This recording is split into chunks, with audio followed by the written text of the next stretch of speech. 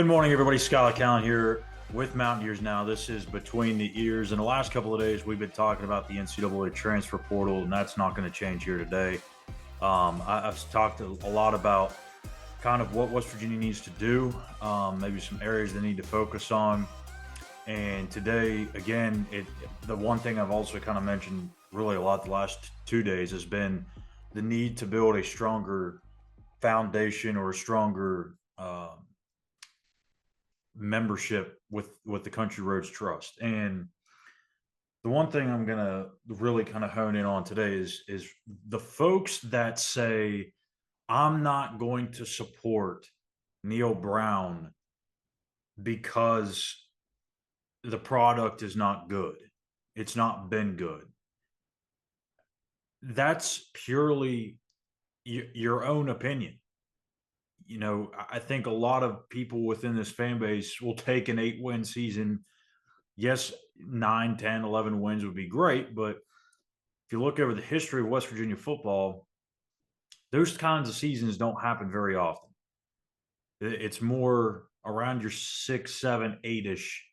8 wins is a pretty darn good year for the Mountaineers. And considering again where they were picked, I don't know how you can be upset about it. I think with the chance to win a ninth game in the bowl against North Carolina would really, I think, maybe go a long way in helping people commit, I guess, to this coaching staff and to this program's trajectory. But you can't. Two things with this: you can't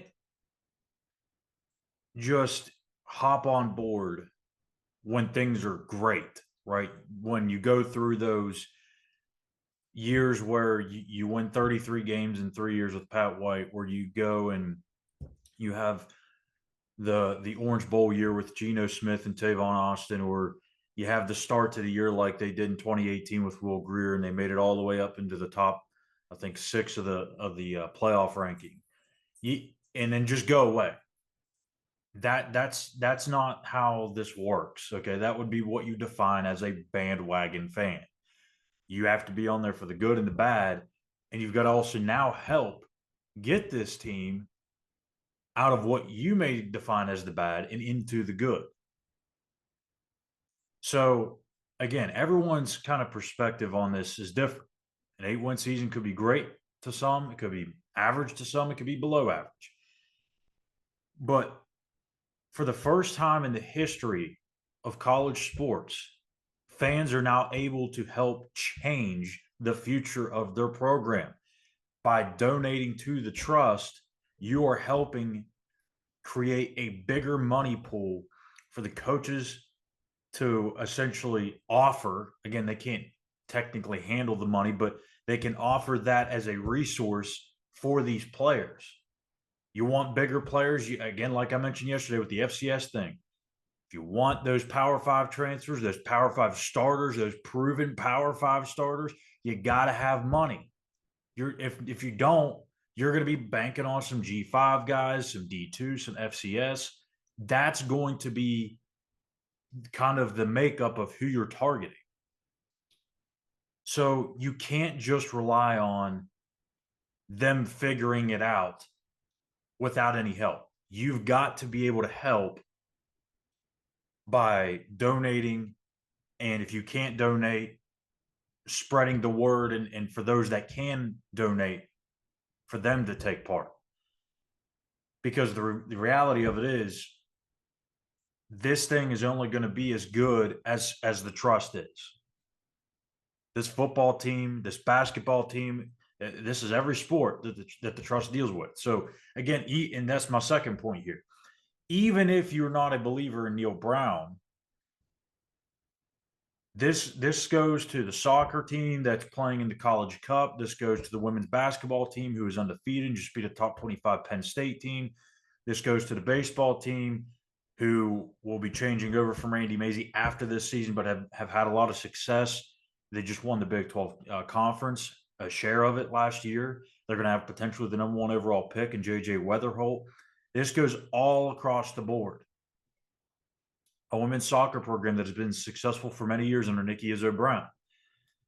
You're not just donating to football. You can donate to just football. There is a specific way that you can go onto the site and just pick, yes, I want to click just to donate to football. I believe that's what I've been told. And I saw a screenshot of it. So I may be wrong, but I think that is true. But you're donating to the athletic program in a way, because again, it's not directly to WVU, but you get the point. You want to help change the future of WVU athletics. Now is your opportunity. And if you believe Neal Brown hasn't put the best product out there, again, that's your opinion, but you can help make that product better by going and being a part of that trust and donating an $18 a month, I think is one of the offers that they give. That's like well under 50 cents a day. I don't know what the math comes out to. I'm going to say 30 some cents. That's not a lot of money. You know, $18 for a month. That's one meal to wherever, Outback. Like, if that's all you have to do to help make this program stronger, I would strongly encourage the fans to take part in that. We all want to have a voice. We all want to have an opinion. We all want to share the frustrations, of course. But to be able to have that, you've got to be able to put your money where your mouth is, essentially. And you have to take this as a golden opportunity. Take this as a good thing. This is not me preaching to the choir or anything. This is just me trying to shed light on a situation and telling fans, like, look, you can be a part of either changing this thing for the better or making it stronger, however you want to look at it, by becoming a part of this thing. And as I hammered home yesterday, these FCS offers that you see going out will start to dwindle and dwindle and dwindle as there's more money available. There always will be a few FCS guys just purely because of the guys being that talented, and there's going to be other Power 5 programs in on those guys as well. But the more money you have, the more top-tier talent you're going to attract, not only in the portal, but in the high school recruiting ranks as well. So it was a quick episode today, but I've talked a lot about the transfer portal the last couple of days. I didn't want to go too deep in it, but I did have to get that off my chest. We'll be back tomorrow. I think I'm going to bring a guest on. Might be Chris. Not really sure yet. Haven't nailed down anything. But we will move. I don't know if we'll move quite off the portal yet. We're going to talk maybe biggest transfer portal needs at some point. I do have an article up on that on the site at Mountaineers Now. So if you want to check that out, it's already out. By the way, Neal Brown confirmed where those needs are. I put the article out. I want to say like Monday or whatever. And then the next day, Neal Brown came out and said, this is where we're kind of looking. And I'll go in depth on that. We may even share the clip of what he said. So we may or may not move off the portal tomorrow, but after that, we're definitely moving off. We're going to look into some other things with the football team. We're even talking some basketball on here. So we're going to try and do this 5 days a week, Monday through Friday, in the off season as best as we can. We'll try and stick to that. So thank you guys for watching today's episode of Between the Ears. Make sure you hit that subscribe button at Mountaineers Now on YouTube and give us a follow at the same handle on X. Thank you guys, and we'll be back tomorrow morning. Take care.